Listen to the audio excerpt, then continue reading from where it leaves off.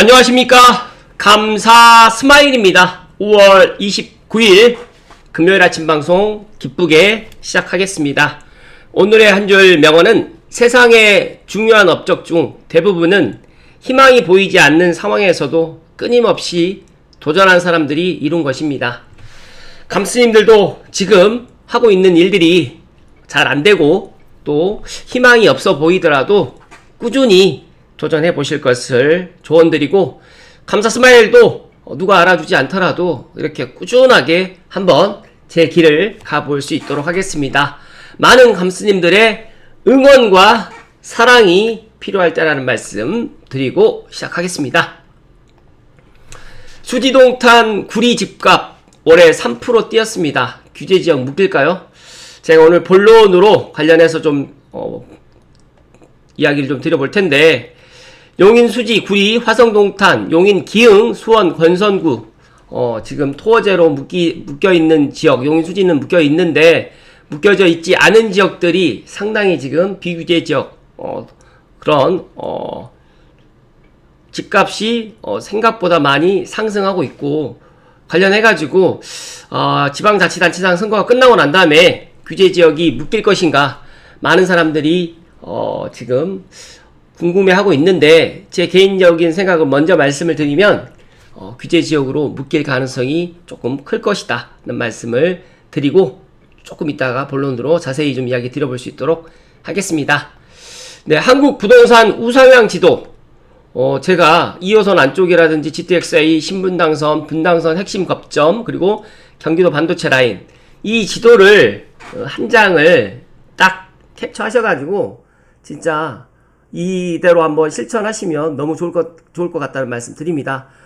제가 계속해서 강조드렸던 GTX-A는 앞으로 3단계 개통을 하고 나고 또 4단계 삼성역 정차가 될 경우에는 진짜 그 파급 효과가 클 것이고, 제가 문득 생각해 봤는데 고양시에서 파주에서도 성남이라든지 동탄, 용인까지, 용인 구성역까지도 연결되어 있으니까 반도체 벨트로 출퇴근을 갖다가 할 수 있겠구나 라는 생각을 가졌고, 더 많은 사람들이 관심 갖고 있는 2호선 안쪽이라든지 신분당선이라든지 분당선 라인에 반도체 벨트에도 지금 정말 많은 사람들이 관심 갖고 있는데, 상대적으로 지금 GTX-A 서북부 구간은 관심이 좀 적어요. 그렇기 때문에 분명히 올 하반기하고 또 내년에 이 서북부에 많은 사람들이 특히 GTX-A 라인, 특히 고양시는 GTX-A 역사가 새 곳이 들어가니까 남들 관심 받기 전에 지금 관심 갖고 주목할 필요성이 있다는 말씀을 강조해서 이야기 드립니다. 네, 감사 스마일이 박종훈님의 경제 로드맵을 갖다가 듣고 있는데, 닷과 돛, 어느 방향이 와도 살아남는 구조, 정규강의 시간대 조금 좋은 내용이 하나 있어서 좀 살펴드리는데요. 중간을 버려라. 한국 부동산이 너무 많이 집중되어 있다. 하지만 실거주 한 채만은 예다 라고 지금 이야기를 해주셨습니다.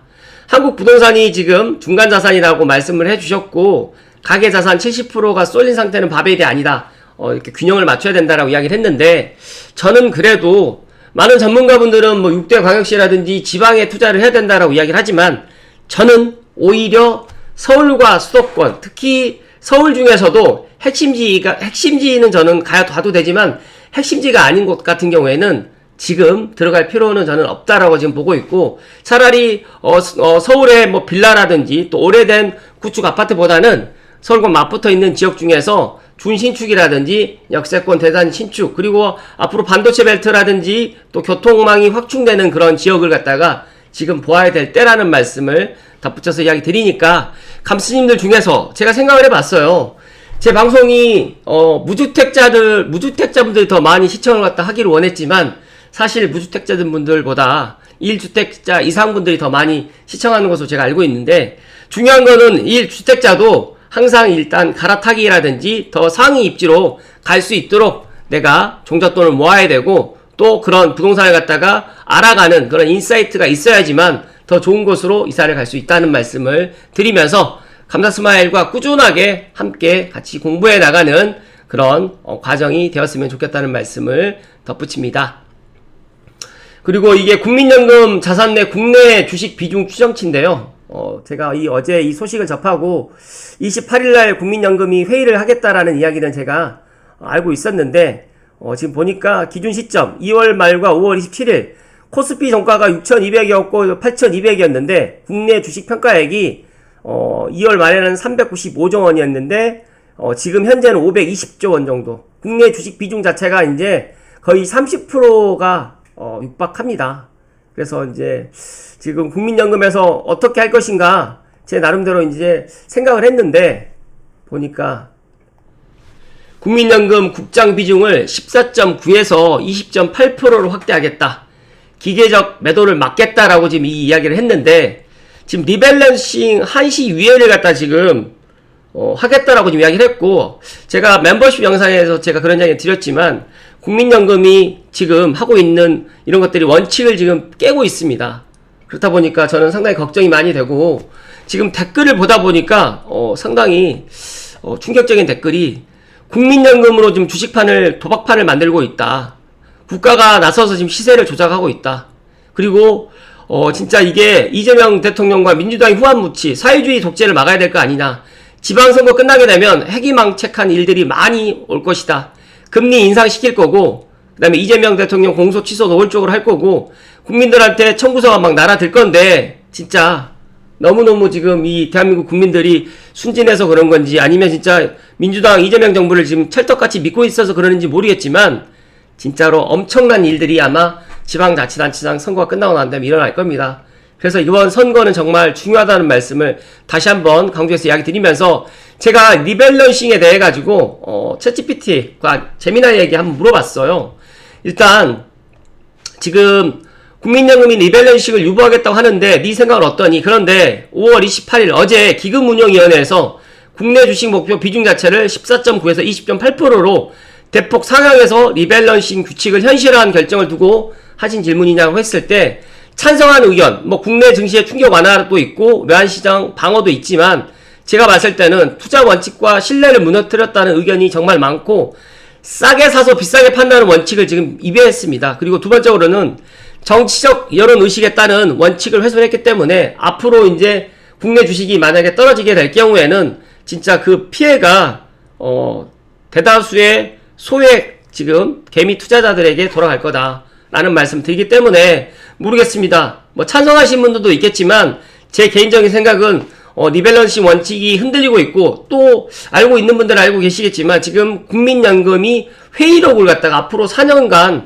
비공개를 하겠다라고 이야기를 했기 때문에, 이 공개도 하지 않는 이 국민연금이 앞으로 어떻게 해 나갈 것인지 제가 봤을 때는 참 긍정적인 것보다는 부정적인 것들이 지금 제 눈에는 보이고 있기 때문에, 장기적으로 국민의 노후자금이라든지 안정성을 해칠 위험이 있어서 상당히 걱정이 되고, 특히 지방자치단체장 선거 끝나고 나면 이런 일들이 진짜로 우리가 현실이 될 건데, 조만간 이런 것들이 진짜 일어나지 않기만을 바랄 뿐이지만 이런 일들이 일어날 거라는 말씀을 감사스마일이 소신껏 이야기 드립니다.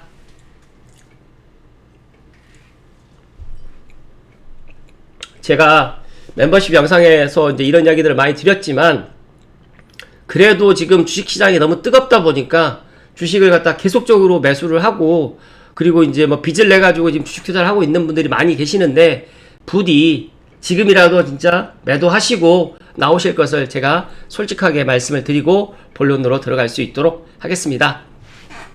오늘 본론으로 한 3가지 이야기 드릴 건데요.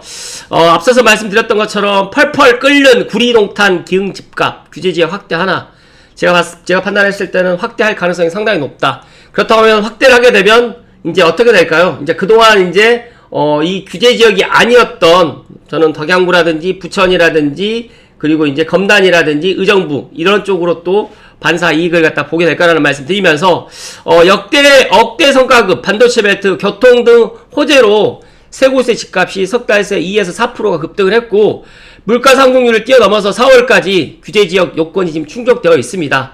그럼에도 불구하고 이 지방자치단체장 선거 때문에 지금 규제를 해야 되는데 조금 미루고 있다라고 보시면 될 것 같고, 제가 판단했을 때는 구리동탄, 기흥 세 곳은 아마 3중 규제가 지정될 가능성이 높다는 말씀 드리면서, 그렇기 때문에 지금 이 규제가 되기 전에 지금이라도 들어가자. 그리고 이제 반도체 벨트에 이제 성과금이 결정되어 있기 때문에 미리 성과금 받고 움직이려고 하신 분들보다 성과금 나오기 전에 지금 대출이라든지 아시는 지인분들 통해가지고 돈을 갖다 빌려서, 뭐 가족들에게 또 빌리겠죠? 이렇게 빌려서 지금이라도 지금, 갭을 끼고 사거나 아니면 실제 실입주 하려고 지금 사고 있는 게 지금 부동산 현재 분위기고, 이렇게 사다 보니까 전세나 월세 매물이 지금 급감하고 있습니다.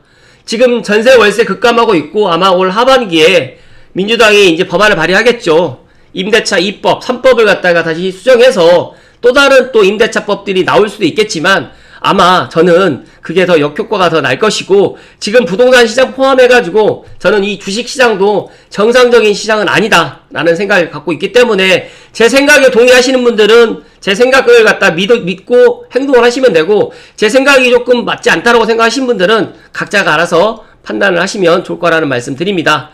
지방선거 이후에는 본격적으로 세제 개편안의 구체적인 내용들도 공론화될 전망인데, 이게 공론화는 그냥 말뿐이지 실제로 다주택자 및 고가주택 보유세 강화라든지 비거주 1주택자에 대한 장기보유 특별공제라든지 보유세 차등화, 임대사업자 주택 양도세 합산 배제 축소 등은 이미 다 결정되어 있고, 추가적으로 이제 제가 이제 확인해 본 바에 의하면 이제 LH개혁위원회에서 발표가 이제 지방자치단체장 선거 끝나고 나면 늦어도 7월쯤에 나올 겁니다. 그 LH개혁위원회를 갖다 보시고 나면, 아, 왜 감사스마일이 창릉 S1, 그리고 S2, S3, S4, 그리고 뭐 남양주 왕숙이라든지 인천 계양에 있는 지금 공공 분양 그렇게 입지가 좋지 않음에도 불구하고 제가 왜 이렇게 분양을 갖다 받아라고 이야기를 했는지를 알게 될 거라는 말씀을 드립니다.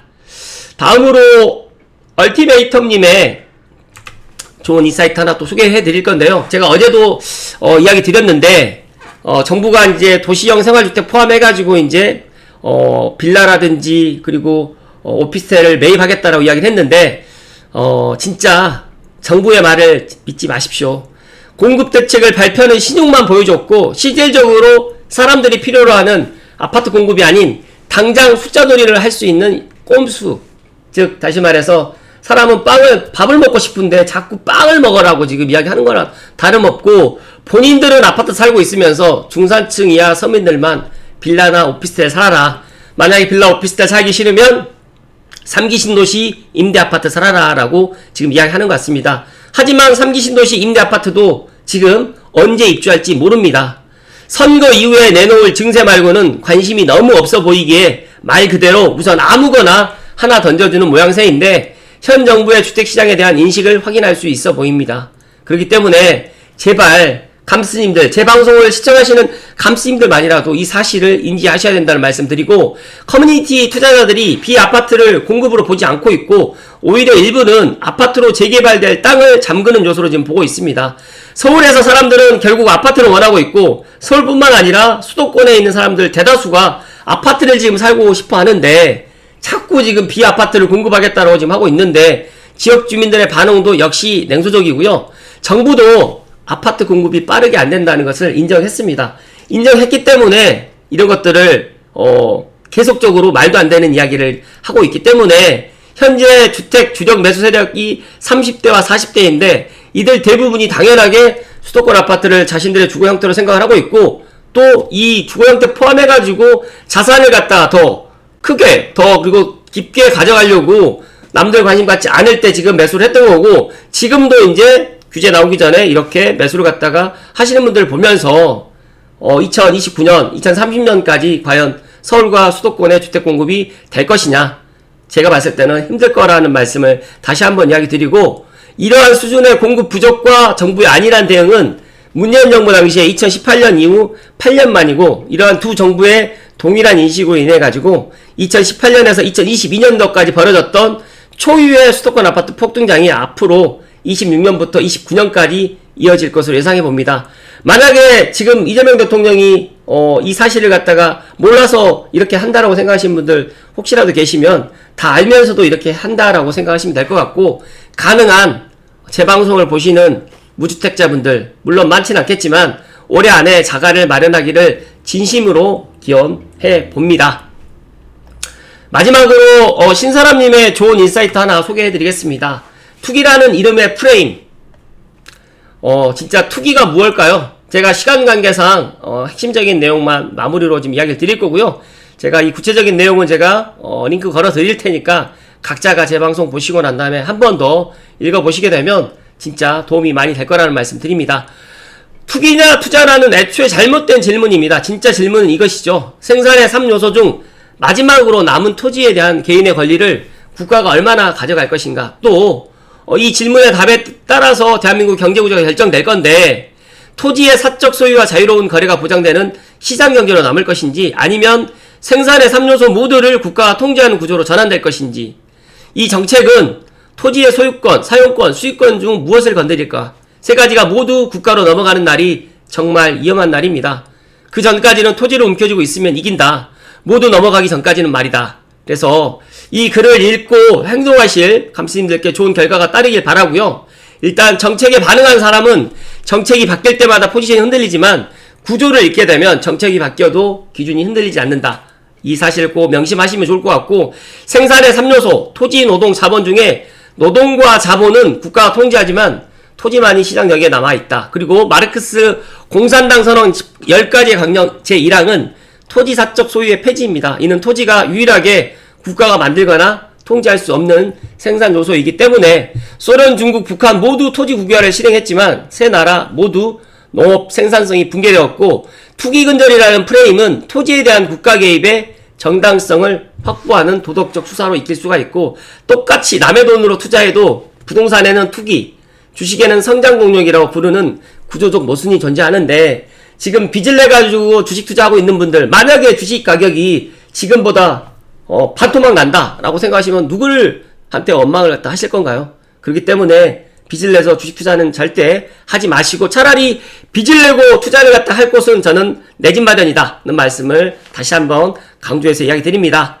정책이 나올 때마다 토지의 소유권, 사용권, 수익권 중에 무엇을 건드리는지 확인해야 되는데, 세 가지 모두 국가로 넘어가기 전까지 세상은 토지 소유자의 편이기 때문에 우리가 지금 아파트를 소유하는 것도 토지를 소유하고 있다고 생각하시고 내 집 마련, 아파트를 갖다가 꼭 장만하실 것을 이야기 드리고, 여담으로 1978년도에 중국에 있는 안후이성의 샤오공촌의 농민 18명이 목숨을 걸고 비밀 계약을 맺었습니다. 집단 농장의 토지를 몰래 개인에게 나눠서 경작하자는 내용이었는데, 중요한 거는 토지의 소유권을 가져간 게 아니라 사용권만 나눈 건데, 농민들이 목숨을 걸고 되찾으려 한 건 소유권이 아닌 그저 내 땅처럼 자유롭게 농사 지을 수 있는 사용권이었습니다. 발각되면 처형이었지만 계약서 마지막 줄에는 이렇게 적혀 있었습니다. 만약 이 일이 발각되어 우리 중 누군가가 처형당하면 나머지가 그의 자녀를 18세까지 키운다. 재밌는 건 그해 샤오광촌의 곡물 생산량이 전년 대비 6배로 증가했고, 이 소식이 덩샤오핑에게 전해졌고, 그렇게 중국의 개혁 개방이 시작된 겁니다. 소유권도 아닌 사용권만 돌려줬는데 생산성이 6배가 된 사건, 토지를 국가가 가져갔을 때 수천만 명이 굶어 죽은 역사, 같은 나라, 같은 땅, 같은 사람들에게서 나온 결과이다. 역사는 실험실이고 결과는 이미 나와 있습니다.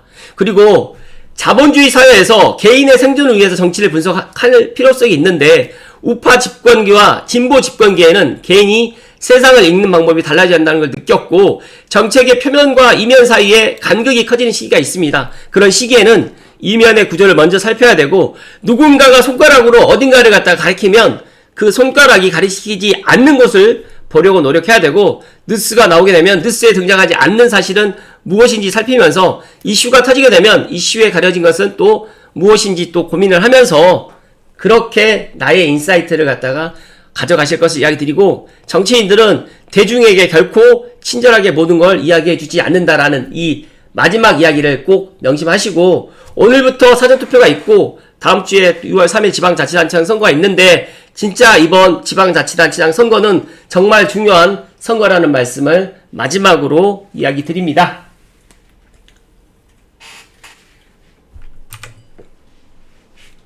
감사스마의 생각은 그렇습니다. 진짜 이 국민연금 국내 주식 비중이 거의 20%가 지금 넘어가고 있는데, 참 이거를 누가 이야기하는 사람도 없고, 많은 사람들이 지금 주식에 지금 눈이 돌아가 있는 상황에서 선거가 지금 일어나고 있고, 그리고 부동산은 계속적으로 지금 상승하고 있는데, 부동산이 상승하는 게 문제가 아니라 전세 월세가 없어가지고 이제 중산층이야 서민들이 이제 밀려나가고, 이렇게 이런 현실이 지금 직면되어 있는데, 언론이나 정치권에서 이런 이야기도 하고 있지 않고, 감사스마일만 답답해서 아침마다 이런 이야기를 드리고 있는데, 부디 감스님들만이라도 진짜 이 수도권 아파트는 앞으로 사고 싶어도 살 수가 없다. 그래서 뭐 고양시에, 덕양구에 아니면 일산에 집 갖고 있는 사람들이 집값이 안 오른다고 지금 원망하고 있는데, 아닙니다. 이제 조만간 좋아집니다. GTX-A 3단계 개통이 늦어지긴 하겠지만 중요한 거는 개통을 안 하는 게 아니고, 만약에 GTX-A 3단계 개통이 늦어진다고 하면 앞으로 GTX B, C, D는 더욱더 늦어질 거다. 그런 상태를 갖다가 저는 말씀을 드리고, 많은 사람들이 부동산은 투기고 주식은 투자다라고 이야기하는데, 반대로 저는 반드시 투기라도 해서 내 집 마련을 해야 된다고 생각하시는 거는 부동산이고, 진짜 여윳돈으로 내가 자금을 좀 불리고 싶다라고 생각하시는 분들은 주식이라든지 코인을 갖다 해야 되겠지만, 가장 기본적인 의식 주 중에서 만약에 부동산이라든지 내 집이라든지 코인이라든지 주식 중에서 내 집이 없으면 힘들겠지만 뭐 코인이 없다고 힘든 것도 아니고 주식이 없다고 힘든 것도 아닙니다. 그렇기 때문에 이런 내가 생각의 전환이 필요하고, 그리고 내가 알고 있는 것들이 전부가 아니라라고 생각하면 조금 더 공부를 해 나가야 되고, 그리고 앞서서 제가 이야기 드렸던 것처럼 자본주의 사회에서 개인의 생존을 갖다 위해서 정치 공부도 해야 되고, 그래서 부동산은 종합학문입니다. 어떤 분들은 부동산은 학문이 아니라고 이야기를 하지만 부동산은 종합학문이고, 정치, 경제, 사회, 문화 모든 것들이 집결되어 있고 모여 있다라는 말씀을 마지막으로 이야기 드리기 때문에, 부디 감스님들만이라도 꼭 하루빨리 내 집 마련을 하셔야 되고, 내 집 마련을 하셨던 분들은 더 좋은 입지로 갈아타게 할 준비를 갖다가 하셔야 된다는 말씀을 마지막으로 이야기 드립니다. 오늘도 건강하시고 행복 가득하십시오. 고맙습니다.